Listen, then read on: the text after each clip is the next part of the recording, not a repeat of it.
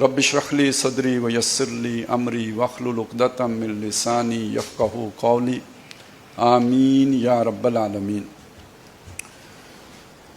जिस उन्वान के तहत अभी गुफ्तगुएँ हमारे सामने आई हैं, मौजू बहुत हद तक निखर चुका है। एक चीज़ है कि जो मैं चाहूँगा कि आपके सामने नुमायाँ करूँ, वो ये है कि दुनिया की बात कर रहा हूँ, हम अपने मुसलमानों की बात नहीं कर रहा हूँ मैं। दुनिया में मज़ाहिब के बारे में ये तसव्वुर पाया जाता है कि इनका इज्तिमाई मामलात में कोई अमल दखल नहीं है, और ये एक यूँ समझिए कि एक ऐसी हकीकत है जिसे कबूल कर लिया गया है, और बदकिस्मती से हम मुसलमानों ने भी कबूल कर लिया। यानी हमें इस चीज़ का साबका पेश आता है कि भाई ये बातें मस्जिद में करने की नहीं है। मालूम होता है कि मस्जिद में आप कोई एक ख़ास दायरे के अंदर बात कर सकते हैं, उस दायरे से बाहर निकल के बात करेंगे तो आपको बताया जाएगा कि ये बात मस्जिद में करने की नहीं है। कारोबारी बात मस्जिद में करने की नहीं है, समझ में आता है। सियासत की बात मस्जिद में करने की नहीं है, समझ में आना चाहिए। तो मालूम हुआ कि हमारा जो दुनिया का जो तसव्वुर है, हमारा तसव्वुर भी उसी जगह पे आ गया है।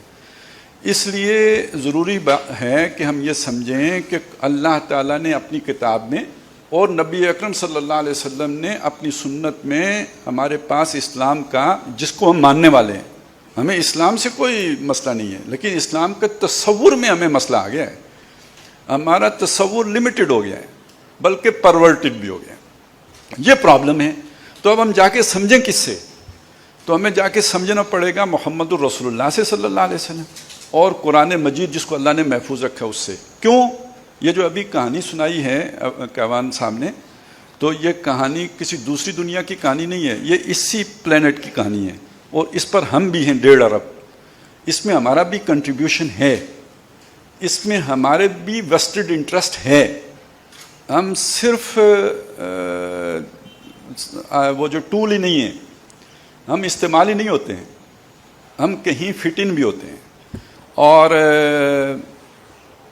ये दुनिया हमारी थी, हमसे तो कोई ये 200 साल पहले छीनी है। मोहम्मदुर रसूलुल्लाह के उस दीन को जो वो लेके आए थे, वो सबसे पहले हमारे हाथों ज़बा हुआ है, और उसकी जगह ये जालिमाना निज़ाम जिसका हम जिक्र कर रहे हैं, ये इसकी शुरुआत सबसे पहले हमने की है, और फिर हमारे हाथ से छीन के उनके हाथ लगाए। तो हमें रोना आया कि हम रुखसत हुए और उन्हें संभाली दुनिया, फिर न कहना हुई तौहीद से खाली दुनिया। तो ये तौहीद से खाली तो हमने खुद की थी भाई। वो तौहीद कहाँ रही थी जो मोहम्मद रसूलुल्लाह सल्लल्लाहु अलैहि वसल्लम लेके आए थे। लिहाजा ये चीज़ जो अब हमने समझनी है, ये हमें अपने लिटरेचर से नहीं मिलेगी, अपनी ट्रेडिशन से नहीं मिलेगी। ये मिलेगी तो मोहम्मद रसूलुल्लाह सल्लल्लाहु अलैहि वसल्लम से मिलेगी, और मिलेगी तो कुरान मजीद से मिलेगी। तो आइए वहाँ चलते हैं, देखें कि आया इस्लाम एक मज़हब है, रिलीजन है, जिसे दुनिया में ये समझा जाता है कि एक लाइफ का एक ख़ास सफ़ेर है जिसमें रिलीजन को हक हासिल है, जैसे शुरू में बात आई थी।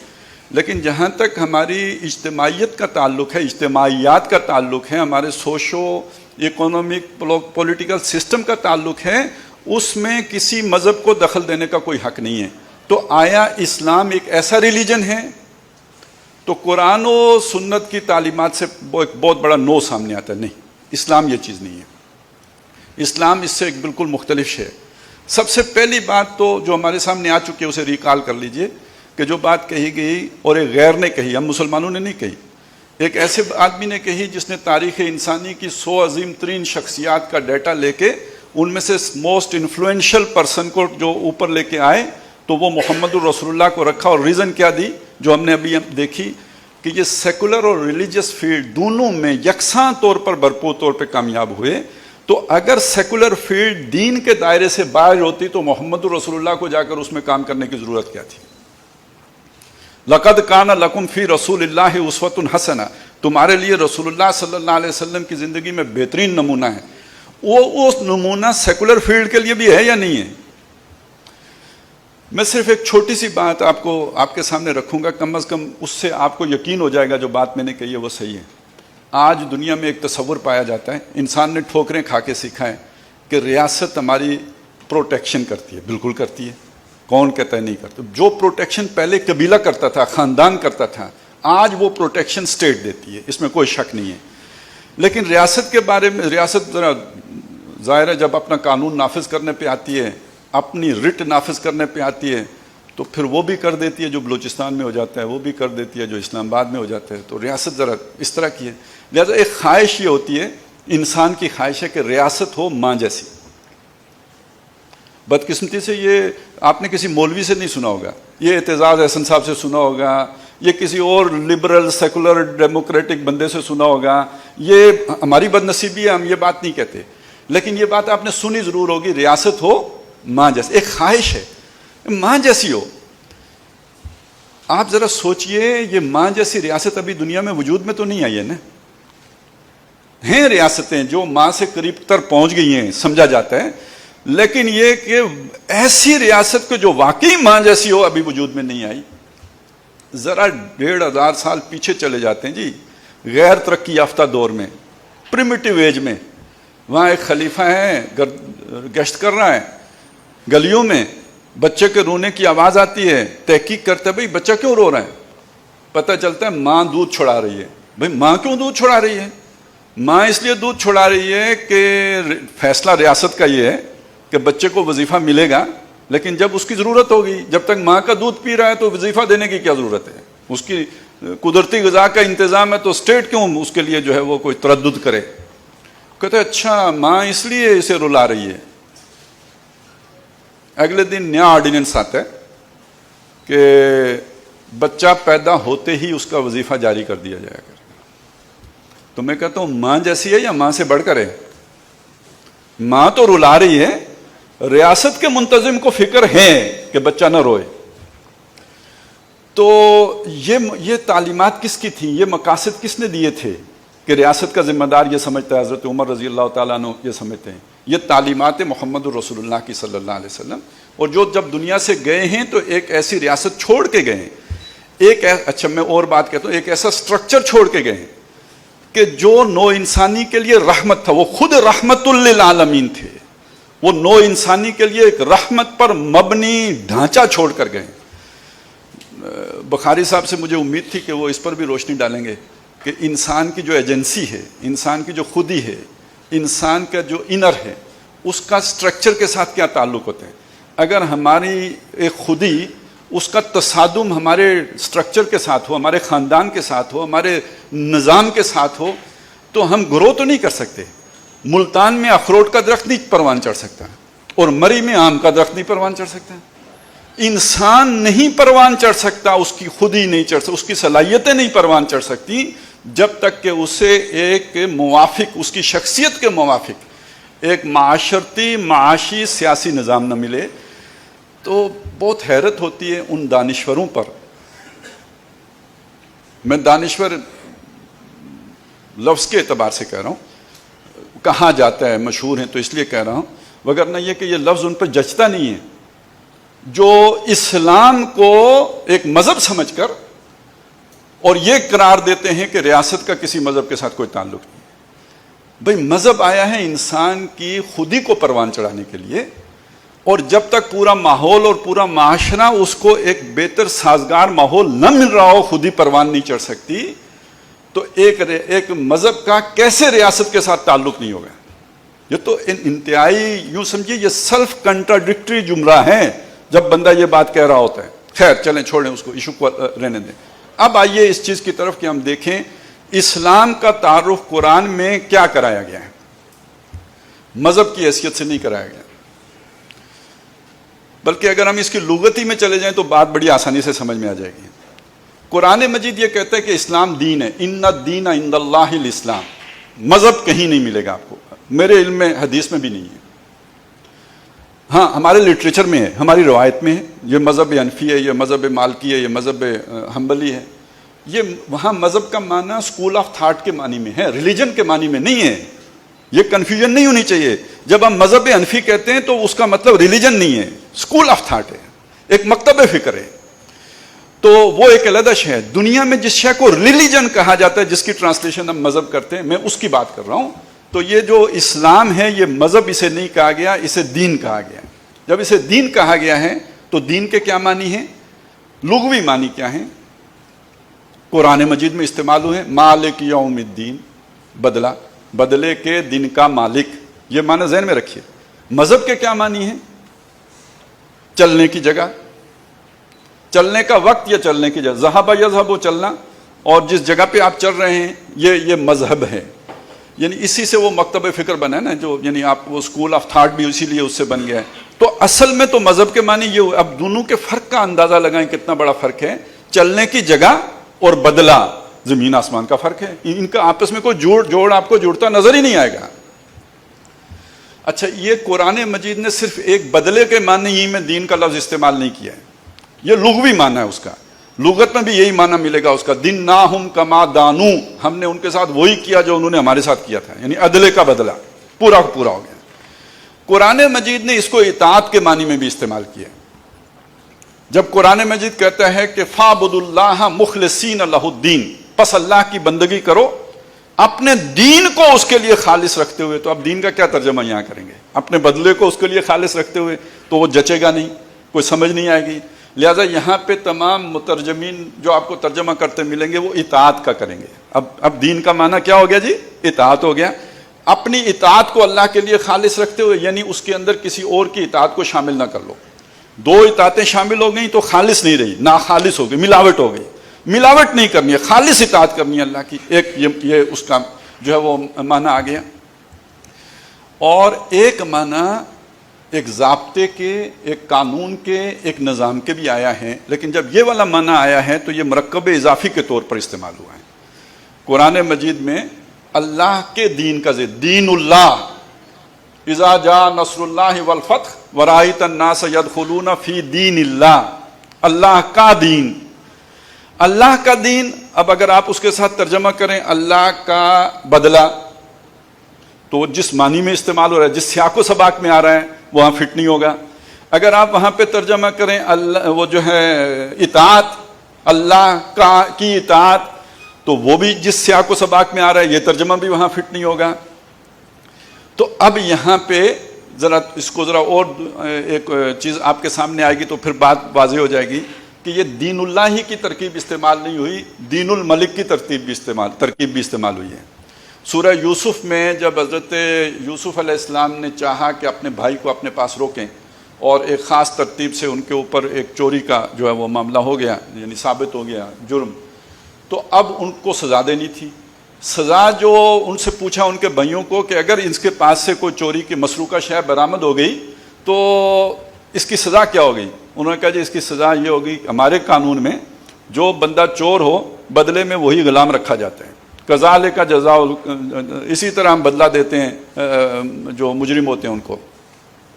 اچھا, اب یہ ان کا کہنا تھا. جو مصر کا قانون تھا اس میں یہ سزا نہیں تھی, یہ شام کے قانون میں سزا تھی, مصر کے قانون میں یہ سزا نہیں تھی. لہذا یہاں پہ اب جو آیت میں الفاظ آئے ہیں کذالک کدنا لیوسف, اس طرح ہم نے یوسف کے لیے تدبیر کر دی. وما کان لیاخذ اخاہ فی دین الملک, یوسف کے لیے ممکن نہیں تھا بادشاہ کے قانون میں اپنے پاس روک کے رکھ سکتا بنیامین کو, یعنی وہاں کے قانون میں یہ ممکن نہیں تھا کہ وہ اس کو اپنے پاس روکتے. اب یہ دین الملک کا مطلب ہوا بادشاہ کا دین یا بادشاہ کا قانون. تو اس کو سمجھ کے ہم جب دیکھیں گے تو دین اللہ کا معنی کیا ہو گیا پھر؟ اللہ کا دین یعنی اللہ کا قانون, اللہ کا ضابطہ. اب چونکہ یہ مرکب اضافی استعمال ہوا ہے, اللہ کا قانون بھی آ گیا, بادشاہ کا قانون بھی آ گیا, تو اب یہ ایک مجموعہ ہے. یہ صرف دین کا معنی نہیں ہوگا, اس کے ساتھ وہ جس کی طرف اس کی اضافت ہے اس کو بھی سامنے رکھیں گے. تو جب اسے سامنے رکھیں گے تو اس کو ڈیفائن ہم یوں کر سکتے ہیں کہ جس ہستی کو ہم قانون ساز مان کر اس کے بنائے ہوئے قانون کو اس کی طرف نسبت دے رہے ہوں, یہ اس کا دین ہے یا اس کا نظام ہے. تو اب ایک ہستی بھی آ گئی ساتھ, اللہ کی ہستی ہے, وہاں مقنن وہ ہے, لیجسلیچر وہ اس نے کی ہے, یہ قانون اس نے بنا کے دیا ہے, لہذا وہ دین اللہ ہے. جہاں یہ حیثیت, مطلق حیثیت, اتھارٹی یہ والی بادشاہ کے پاس ہے, وہ دین الملک ہے. اب جیسے ہمارے سامنے یہ بات آئی کہ انسان ترقی کر کے جب آگے بڑھا, آدم جب خود شناس و خود نگر ہوا, تو اب ایک بادشاہ کو یہ اتھارٹی دینے کے لیے انسان تیار نہیں رہا تو وہی اتھارٹی تمام انسانوں میں تقسیم کر دی گئی، حاکمیت عوام کا دور آ گیا. تو اب اس کو ذرا سامنے رکھیں تو اصطلاح کیا بنے گی؟ دین جمہور. وہ دین الملک، یہ دین اللہ، یہ دین جمہور. اب یہ بات اگر ہمارے سامنے آ گئی ہے تو معلوم ہو گیا کہ اسلام در حقیقت دین ہے، یہ مذہب نہیں ہے، یعنی ریلیجن نہیں ہے. ریلیجن کا تو دائرہ بڑا محدود ہو گیا. ریلیجن کوئی قانون ساز، قانون سازی کے اندر اس کا کوئی کردار ہی نہیں ہے. ریلیجن میں تو یہ ہے کہ جی آپ کا عقیدہ کیا ہے، ایک خدا کو مانتے ہو، دو کو مانتے ہو، کسی کو نہیں مانتے. یہ ریلیجن کا یہ پہلا تو سٹیپ اس کا یہ ہے. دوسرا یہ ہے کہ جو آپ کا جس کو مانتے ہو اس کو پوجتے کیسے ہو، ریچولز کیا ہیں آپ کی، کسٹمز کیا ہیں جن کے تحت آپ اپنی جو ہے وہ تقریبات کو، یعنی خاص طور پہ مر گیا ہے کوئی تو ٹھکانے کیسے لگاؤ گے، پیدا ہوا ہے تو سیلیبریٹ کیسے کرو گے. اور یہ تو بہرحال انسانوں کی ضرورت ہے، مرد اور عورت کا تعلق جو کانٹریکٹ ہوتا ہے ویڈ لاک، اس کے لیے آپ کے ہاں ریچول کیا ہے. یہ مذہب کا دائرہ، یہ ریلیجن کا دائرہ ہے. اس سے آگے ریلیجن کو کوئی جو ہے وہ اس کے لیے کوئی جگہ نہیں، کوئی سپیس نہیں چھوڑی جاتی. ظاہر ہے اسلام اس اعتبار سے مذہب نہیں ہے، بلکہ یہ کہ وہ یہ مذہب کا پارٹ بھی ہے اس کے اندر. اسی لیے اس نے کہا نا on both religious and secular fields. تو یہ یعنی جو اس کی نظر میں جو سیکولر فیلڈ ہے اس میں بھی کامیاب ہوئے، اور جو اس کی نظر میں ریلیجن فیلڈ ہے اس میں بھی کامیاب ہوئے. ہمارے اعتبار سے یہ دو ہی ہے ہی نہیں. یہ زندگی ایک وحدت ہے، وہ اس کی انفرادی زندگی ہو یا اجتماعی زندگی ہو، اس کے لیے ایک پیکج ہے جو اللہ نے دیا ہے محمد الرسول اللہ کو صلی اللہ علیہ وسلم، جو زندگی کے ان دونوں گوشوں کے اوپر محیط ہے. اور یہ جو بات ہمارے سامنے آئی، اس سے یہ پتہ چلا کہ مذہب در حقیقت ایک محدود تصور ہے، اور دین اس کے مقابلے میں ایک ہماگیر اور زیادہ زندگی کی پوری یعنی دائروں کو اپنے لپیٹ میں لینے والا تصور ہے. پہلی بات تو یہ ہوگی. لیکن اب اس کی کچھ امپلیکیشنز ہیں، اس کے کچھ تقاضے ہیں، کچھ اس کے لوازمات ہیں، کچھ اس کے لازمی نتائج جو نکلتے ہیں. جیسے کسی ایک خطے میں دو بادشاہ نہیں ہو سکتے، دو گورنمنٹس نہیں ہو سکتی. پکی بات ہے، کسی ایک خطہ زمین کے اوپر، کسی ایک ٹیریٹری میں، کسی ایک سٹیٹ کے اندر دو دین نہیں ہو سکتے. یہ ممکن ہے کہ دین جمہور بھی ہو اور دین الملک بھی ہو؟ نیور. تو جہاں دین جمہور ہوگا جمہوریت ہوگی، وہاں بادشاہی نہیں ہوگی، اور جہاں دین الملک ہوگا یعنی بادشاہی ہوگی، وہاں دین جمہور نہیں ہوگا. تو اگر اسلام دین ہے، جیسے کہ ابھی ہم نے دیکھا دین ہے، تو یہ اگر غالب ہوگا تو دین ہے. اور اگر یہ اس کا سیاسی، سماجی، معاشی غلبہ نہیں ہے تو پھر کیا ہے؟ یہ اگر ایگزسٹ کرتا ہے وہاں تو مذہب کی حیثیت سے ایگزسٹ کرے گا، دین کی حیثیت سے ایگزسٹ نہیں کرتا. اور جب وہ مذہب کی حیثیت سے کہیں اپنا وجود قائم رکھتا ہے تو پھر اس کے ماننے والے آہستہ آہستہ اسے مذہب ہی کی حیثیت سے تسلیم کر لیتے ہیں. یہ وہ بات ہے جو میں نے شروع سے آپ کو کہی تھی کہ قرآن و سنت کو رفتہ رفتہ ہم نے خود مذہب کی حیثیت سے باقی رکھا تھا. امور سلطنت ہم بھی یا تو رومی طریقے سے طے کرتے تھے یا فارسی طریقے سے طے کرتے تھے. محمد الرسول اللہ یا خلفائے راشدین المہدیین کی سنت سے طے نہیں کرتے تھے. یہ اس کام کا آغاز ہم نے خود کیا، یہ بدعت ہم نے خود شروع کی. تو بعد میں آ کے اس کو مکمل انگریزوں نے کیا ہے، آغاز ہم نے خود فرمایا ہے. اور اب چونکہ جب ہم نے خود فرما لیا تو ہماری اپنی ٹریڈیشن کے اندر اس کے ڈانڈے ملے ہوئے ہیں. لہذا کوئی آج کا دانشور اٹھ کر ایک ایسا نیریٹو لے کے آتا ہے کہ جس میں دین کو مذہب بنانا ہو تو اسے بہت کچھ ہمارے لٹریچر سے مل جاتا ہے، اسے کوئی زیادہ تردد نہیں کرنا پڑتا.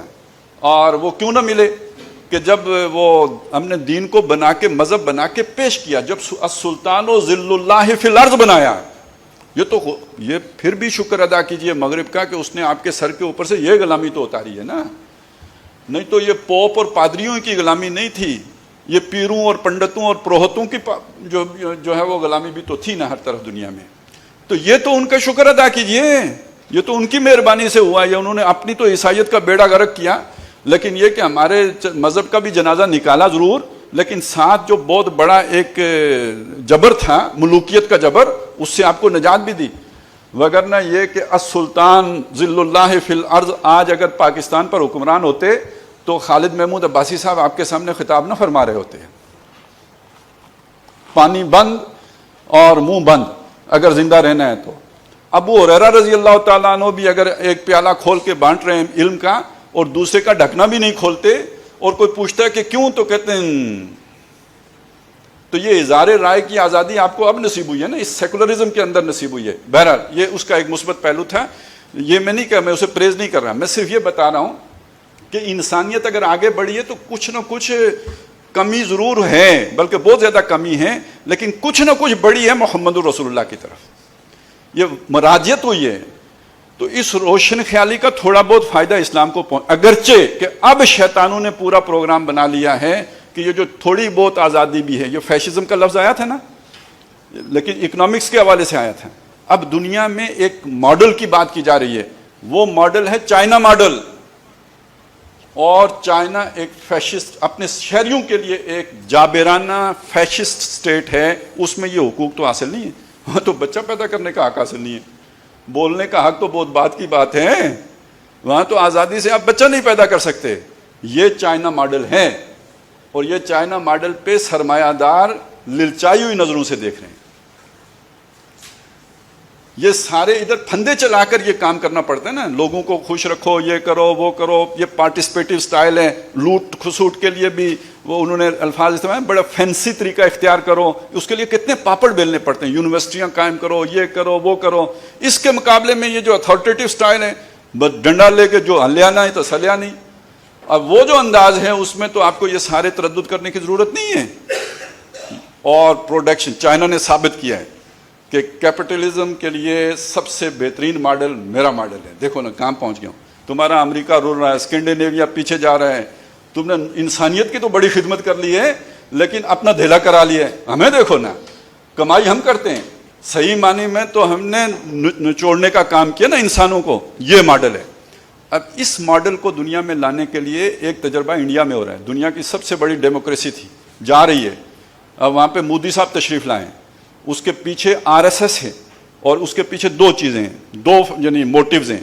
ایک وہ برہمن پرانا ریسزم, اور اس کے ساتھ جو دوسری شے جڑی ہوئی ہے وہ ہندوتوا, یعنی وہ مذہب اور نسل پرستی. ان دو کے مرکب معجون سے سیکولر سٹیٹ جو تھی اس کو اب ایک واپس ایک جابرانہ اور ایک جو قاہرانہ ریاست میں تبدیل کرنے کی کوشش ہو رہی ہے. ابھی امریکہ میں بھی یہ آیا ہی چاہتا تھا معاملہ, لیکن تھوڑے دنوں کے لیے ٹلا ہے, واپس آئے گا. اور وہ ٹرمپ صاحب تھے. وہاں وائٹ ریسزم ہے. یہ جو مسلمانوں کے ساتھ ابھی کینیڈا میں ہو گیا, کسی نے گاڑی چڑھا دی, پہلے نیوزی لینڈ میں ہوا تھا, یہ سب کیا ہے؟ یہ ایک پوری RSS مغرب میں تیار ہو رہی ہے, اور اس کے ساتھ کرسچینٹی ہے. یعنی وہاں بھی مذہب کا تڑکا بھی ہے, نسل پرستی کا تڑکا بھی ہے. اور جب یہ ہوگا نا تو دو قوموں کا ستیہ ناش ہوگا, ایک مسلمان اور دوسرے یہودی. اس وقت اس کو چھوڑ دیں, یہ ایک علیحدہ ٹاپک ہے, کیونکہ سیکولرزم کو پورا طرح انجوائے اگر کسی نے کیا نا تو دو کمیونٹیز ہیں, ایک مسلمان اور دوسرے یہودی. سب سے زیادہ فائدہ سیکولرزم کا مسلمانوں نے اور یہودیوں نے اٹھایا ہے. اور کل اگر یہ چائنا ماڈل آتا ہے, سب سے زیادہ کباڑا بھی مسلمانوں اور یہودیوں کا ہونا ہے. لیکن ان یہودیوں کا نہیں ہونا جن کا ذکر کیوان صاحب کر رہے تھے. اور یہودیوں میں بھی ماتڑ ہوتے ہیں نا, ماتڑوں کا ہونا ہے. تو اس طرح سمجھ لیجئے کہ اب اس وقت نو انسانی کو اگر آپ نے بچانا ہے تو یہ بات ذہن میں رکھیں کہ اسلام جس کو ہم نے مذہب بنا لیا ہے اس کو دین بنا کے لوگوں کے سامنے پیش کریں گے. لوگوں کے اندر اس کی تڑپ ہے, لیکن یہ پلیز آپ اگر لوگوں کو یہ بتائیں گے کہ ہم کوڑے ماریں گے اگر کسی نے یہ کام کیا, آپ اگر بتائیں گے کہ ہم ہاتھ کاٹیں گے اگر یہ کام کیا, تو لوگ بھاگیں گے. اسی سے تو ڈرایا گیا ہے. آپ اسلام کا یہ ورژن رکھیں گے کہ اللہ تعالیٰ رب العالمین ہے, اس نے محمد صلی اللہ علیہ وسلم کو رحمت للعالمین بنا کے بھیجا ہے. اور آج جس ریاست کی تم تمنا کرتے ہو ماں جیسی, وہ ماں جیسی ریاست محمد رسول اللہ نے قائم کر کے دی ہے جب انسان کو اس کا تصور تک نہیں تھا. آج تو آپ نے ٹکریں کھا کے بہت کچھ سیکھا ہے, تب کیا تھا؟ پوری دنیا میں بادشاہ تھی, تب محمد رسول اللہ نے اتنی بلندی تک انسانوں کو لے کے گئے تھے. تو اصل تو رحمت للعالمین تو وہ ہیں, اور جو نظام چھوڑ کر گئے ہیں وہ ہے نو انسانی کے لیے رحمت بھرا نظام. وہ ہے ویلفیئر سٹیٹ کا صحیح تصور جو پہلی دفعہ نو انسانی کو حضور نے دیا. اور یہ بھی غیروں نے یہ ہماری محرومی کا اندازہ لگائیں کہ ہمارے کسی عالم کو بھی یہ کوئی کسی ریسرچر کو یہ توفیق نہیں ہوئی کہ وہ یہ ثابت کرے، لیکن یہ کہ وہ بھی کہیں آپ کو کہیں منٹگومری واٹ کے ہاں مل جائے گا، کہیں مائیکل ہارٹ کے ہاں مل جائے گا کہ پتہ چلے گا کہ تاریخ انسانی میں اس اصول حریت و اخوت و مساوات کی بنیاد پر جو پہلا معاشرہ تشکیل پایا تھا وہ محمد رسول اللہ نے تشکیل دیا تھا. تو ہم بتا سکیں روٹی، کپڑا، مکان، تعلیم، علاج، یہ ہر شخص کا جو ہے بنیادی حق ہے، یہ عدلے کا بدلہ ہے. وہ دین ہے نا، دین، تو دین کا ہم نے چلا کہاں تھا؟ بدلہ. پہنچایا کہاں؟ نظام تک. نظام دو چیزوں پر بنتا ہے، حقوق اور فرائض. مجھے کیا حق حاصل ہیں، میرے فرائض کیا ہیں. جو میرے حقوق ہیں اس کے مقابل میرے ویسی ذمہ داریاں ہوں گی، یا جیسے میری ذمہ داریاں ہیں ویسے مجھے رائٹس حاصل ہیں. متوازن ہے یہ عدل ہوگا. اور جہاں اس میں ظلم ہوگا، یعنی میری ذمہ داریاں تھوڑی ہوں، مجھے سہولتیں زیادہ دے دی جائیں، یہ ظلم ہے. یا مجھ سے کام زیادہ لیا جائے اور مجھے سہولتیں تھوڑی دی جائیں، یہ ظلم ہے. جہاں عدلے میں بدلہ دینے میں کمی کی جائے یا بدلہ دینے میں زیادتی کی جائے، یہ ظلم ہے. اور جہاں عدلے کا بدلہ پورا دیا جائے، یہ عدل ہے. اور اسلام سراپا عدل ہے. اللہ خود عدل ہے. اللہ تعالیٰ جس بات کا حکم دیتا ہے وہ عدل ہے. ان اللہ یامر بالعدل، اللہ خود قائم بالقسط ہے. اللہ نے سارے نبی لیقوم الناس بالقسط اس لیے بھیجے کہ لوگ انصاف پر کھڑے ہو جائیں. اللہ نے یہ امت اس لیے کھڑی کی، کونوا قوامین بالقسط شہداء للہ، اللہ کے لیے گواہ ہوتے ہوئے لوگوں کے درمیان انصاف کرنے والے بن کر اللہ کے لیے کھڑے ہو جاؤ. یہ اس امت کی اصل غرض و غایت تھی. یہ اپنے لیے بنائی نہیں گئی تھی، یہ لوگوں کے لیے بنی تھی. کنتم خیر امۃ اخرجت للناس، لوگوں کے لیے نکلے ہو تم. تو اس اعتبار سے اگر ہم اسلام کا یہ پہلو لوگوں کے سامنے اجاگر کریں گے تو آج کا انسان حضور صلی اللہ علیہ وسلم کے دور کے انسان سے زیادہ باشعور ہے. اس کو اسلام کی طرف آنے میں زیادہ دیر نہیں لگے گی. اگر وہ کمیونسٹ ہو سکتا ہے نا، ایک مغرب کا بندہ، اس لیے کہ اسے یہ لگا کہ کمیونزم میں عدل ہے، تو اگر ویسٹ کا رہنے والا ایک بندہ کمیونسٹ ہو سکتا ہے تو آپ یقین مانیں کہ اگر اسلام کی صحیح تصویر ہم اس کے سامنے اجاگر کر لیں تو وہ مسلمان بھی ہو سکتا ہے. اور دوسری بات، یہ تو صرف ایجوکیشن کی حد تک بات ہے. اگر ہم اسلام کو اپنے، جس کے لیے کہ ہم نے یہ ملک بنایا تھا، خاص طور پہ پاکستان، اگر یہ کر کے دکھا دیں دنیا کو تو آپ کو کوئی جنگیں لڑنے کی ضرورت نہیں ہے، کوئی انڈیا فتح کرنے کی ضرورت نہیں. انڈیا خود آپ کے پاؤں میں گرا پڑا ہوگا. آج لوگ باتیں نہیں کرتے یار انڈیا میں کاشتکاروں کو اتنی سہولتیں، ان کو بجلی مفت ملتی ہے. نہیں، یہاں ہم پاکستان میں بیٹھ کے یہ باتیں نہیں کرتے. اگر پاکستان کے شہریوں کو وہ سہولتیں حاصل ہوں تو انڈیا میں بات نہیں ہوگی. یار ایک ہم اس طریقے سے شادی کر لیں جو محمد رسول اللہ نے بتایا نا، تو وہ آدھے ہندو تو ویسے ہی مسلمان ہو جائیں گے. تو پورے دین پر عمل کر لیں، اجتماعی طور پر دنیا کو وہ ماڈل دکھا دیں جو مدینے میں حضور چھوڑ کر گئے تھے، تو انڈیا تو خیر مسئلہ ہی نہیں، ساری دنیا حضور کے آگے سجدہ ریز ہو جائے گی. صرف کر کے ایک دفعہ دکھا دیں. تو اس کا تعلق اس چیز سے ہے کہ یہ ایک طرف تو ہماری اسلام کے پھیلنے کا ذریعہ ہے، دوسری طرف ہماری ذمہ داری ہے کہ وہ دین کے جو بطور دین نکلا تھا وہ مذہب بن گیا اور ہم نے مذہب کے طور پر قبول کر لیا. اور یہ سمجھ لیں کہ دنیا میں دین نہیں ہے، اسلام بطور دین موجود نہیں ہے کیونکہ غالب نہیں ہے. ایک خطہ ارضی میں دو دین نہیں ہو سکتے. اگر یہاں کوئی دین جمہور ہے تو دین اللہ غائب ہے.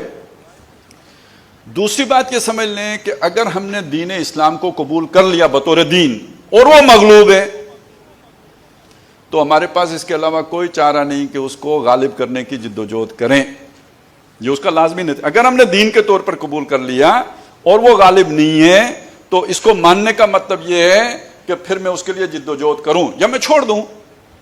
چھوڑ دیا، میں مرتد ہو گیا، کافر ہو گیا، یہ سب کچھ ہو سکتا ہے، میرے قول و فعل میں تضاد نہیں ہے.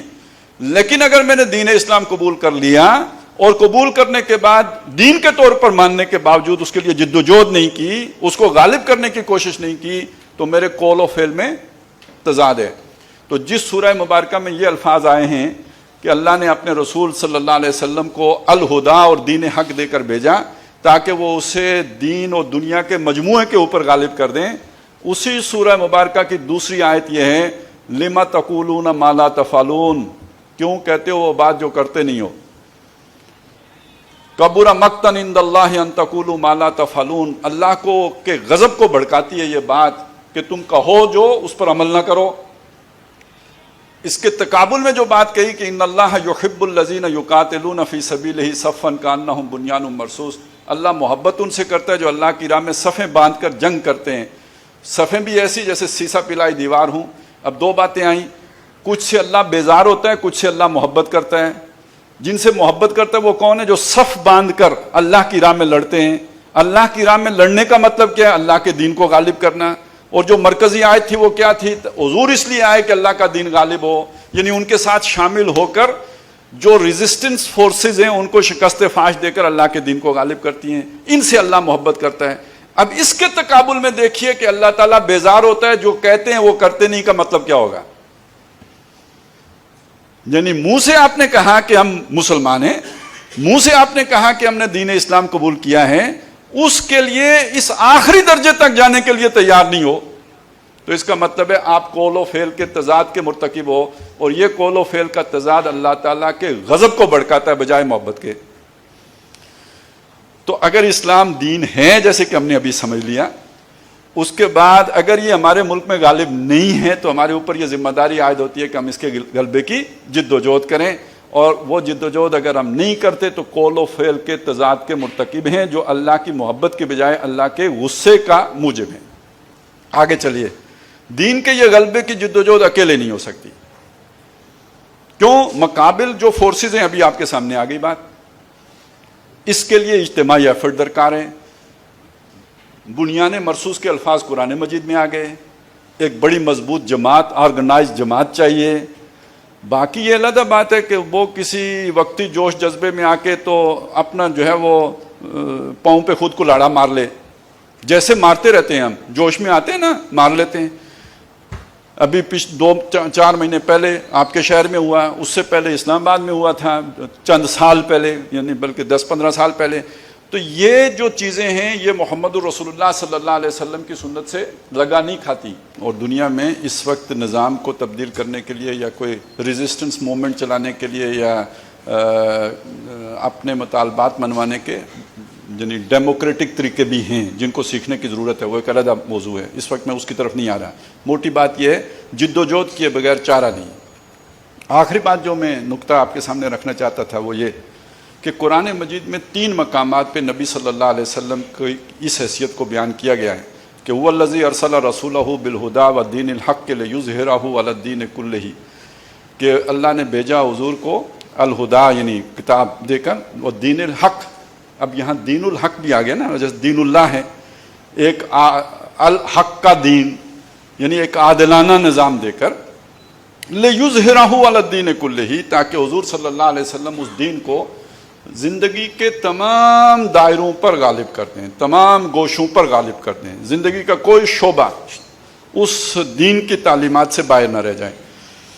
اور آخری بات بڑی پیاری ہے، یہاں پہ آیا وَلَوْ كَرِهَ الْمُشْرِكُونَ، مشرکوں کو یہ کتنا ہی ناگوار کیوں نہ ہو. اس کے لیے جو سورہ فتح میں آیا وَكَفَى بِاللَّهِ شَهِيدًا، بطور مددگار اللہ کافی ہے. سورہ شورى میں جب ذکر آیا دین کا، شرع لکم من الدین ما وصی بہ سے لے کر آخر تک، تو اس میں الفاظ ہیں کبر علی المشرکین ما تدعوہم الیہ، جو دعوت نبی آپ دے رہے ہو یہ مشرکوں پر بہت گراں ہے. یہ جو مختلف باتیں آ رہی ہیں یہ بتا رہی ہیں کہ یہ دین کی تبلیغ کا معاملہ نہیں ہے، یہ دین کے نفاذ کا معاملہ ہے. اور اس وجہ سے آپ کو اللہ کی مدد کی ضرورت ہے، اللہ آپ کی مدد کرے گا. یہ مشرک لوگوں کو یہ ہرگز گوارا نہیں ہوگا یہ دین. وہ سمجھ بھی جائیں تو اس کی طرف نہیں آئیں گے. کیوں؟ ان کے مفادات ہیں، وہ جو ابھی کیوان صاحب نے بتایا ویسٹڈ انٹرسٹ ہے. تو آپ یہاں مشرک کا ترجمہ ویسٹڈ انٹرسٹ کریں. انہوں نے یہ شرک کا نظام عوام کے لیے بنایا ہے اور اپنے مفادات سمیٹنے کے لیے بنایا ہے. خاص طور پہ مذہبی شرک تو سارا ہوتا ہے یہ حلوے مانڈے کے لیے ہوتا ہے، اور سیاسی شرک اس لیے ہوتا ہے کہ بادشاہ اپنی وہ جو چودراہٹ کے لیے کرتے ہیں، اور یہ آپس میں مل جاتے ہیں. یہ مذہبی اور یہ مفاد یافتہ طبقہ اور جو سیاسی مفاد یافتہ طبقہ ہوتا ہے یہ آپس میں مل جاتے ہیں. باقی نہ رہی تیری وہ آئی نہ ضمیری، اے کشتائے ملائی و سلطانی و پیری، بادشاہ سلامت، اور یہ جو آپ کے درویش لوگ اور یہ جو آپ کے عالم لوگ اسکالر، یہ مل کے تو پھر کچھ عمر نکالتے ہیں عوام کا. اتخذوا احبارہم و رہبانہم اربابا من دون اللہ. تو یہ ہمیشہ یہ تثلیث دنیا میں رہی ہے، بادشاہ اور اس کے ساتھ یہ مذہبی عناصر مل کے ان کے مفادات پر ضرب ڈالتا ہے یہ دین. نبی کو پھر نہیں چھوڑتے. ابھی آپ نے سن لیا نا، حضرت مسیح کو نہیں چھوڑا. تو صحیح دین وہاں کے پادریوں کو آتا تھا یا حضرت مسیح کو آتا تھا؟ تو پادریوں نے سوری دیے نا، مطلب فتویٰ تو ان کا تھا، ان کی مذہبی عدالت کا تھا، اور ساری چارج شیٹ جو ہے وہ مذہبی تھی. انہوں نے یہ جو دکھائے معجزے، یہ معجزے نہیں ہے، یہ جادو ہے، جادو کفر ہے. یہ مسلمان سے کافر ہو گئے، کافر ہو گئے تو مرتد ہو گئے، مرتد ہو گئے تو واجب القتل ہو گئے. اس میں تو کوئی سیکولر چارج شیٹ ہے نہیں، یہ ساری ریلیجیس چارج شیٹ ہے. تو یہ کیوں لگائی گئی ان کے اوپر؟ وہ ان کے جو وہ ٹھیے اٹھا کے پھینک دیے تھے نا، یہ وجہ ہے نا. تو وہ لو کرہ المشرکون، اس کو جا کے جو سورہ حدید میں کمال کو پہنچایا ہے نا کہ لیقوم الناس بالقسط وانزلنا الحدید، لوہا بھی اتارا ہے. وہ بھی یہ بتا رہا ہے کہ یہ جو لوہا اتارا ہے، یہ اس کا مطلب یہ ہے کہ یہ قسط کا نظام بغیر لوہے کی طاقت کے نہیں قائم ہو سکتا. اس میں اور بھی نفع شفع ہیں لوگوں کے لیے، لیکن وَلِيَعْلَمَ اللَّهُ مَن يَنصُرُهُ وَرُسُلَهُ بِالْغَيْبِ. اللہ یہ بھی دکھانا چاہتا ہے کہ وہ میرے عاشق کہاں ہیں جو اس کی طاقت کو ہاتھ میں لے کے میری اور میرے رسول صلی اللہ علیہ وسلم کی مدد کرتے ہیں.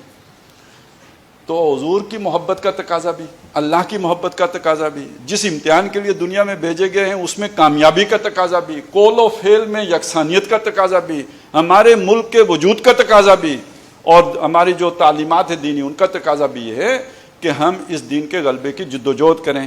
اور اگر ہم اسے دین مانیں تو یہ اس کے تقاضا تو ہے ہی ہے. تو اس اعتبار سے میں سمجھتا ہوں کہ آج کے اس دور میں جن لوگوں کو اللہ تعالیٰ نے شعور دیا ہے، کچھ دین کی محبت دی ہے، ان کے سامنے یہ تصور اجاگر کرنے کی ہمیں ضرورت ہے، اور اس کے لیے ایک اجتماعی جد و جہد بھی کرنے کی ضرورت ہے. اللہ تعالیٰ ہم سب کو اس کی توفیق عطا فرمائے.